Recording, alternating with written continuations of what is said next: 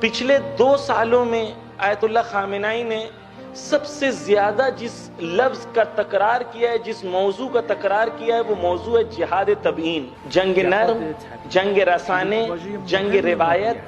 ये सब बहुत बार उन्होंने किया, लेकिन सबसे ज्यादा जिस लफ्ज का तकरार किया वो क्या लफ्ज है? जिहाद तबयीन। और कहते हैं आयतुल्लाह खामेनाई कि जिहाद तबयीन एक वजीफे फौरी व कतई, एक ऐसी जिम्मेदारी है जिहाद तबयीन जो अर्जेंट भी है और नेसेसरी भी है।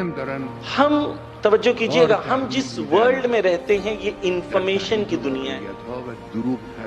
अगर लोगों के सामने सिर्फ 4 ऑप्शंस हैं तो वो 4 ऑप्शंस में से ही एक चूज करेंगे। क्यों? क्योंकि उनको 4 ही ऑप्शन दिए गए हैं। मीडिया ये काम करता है, यानी आपके सामने सिर्फ कुछ ही विंडो को खोलता है और आपको लगता है ये नहीं, ये अच्छा है, क्योंकि इससे अच्छा आपको दिखाया नहीं जा रहा है। इंफॉर्मेशन कंट्रोल की जाती है ताकि जहनों को कंट्रोल किया जाए।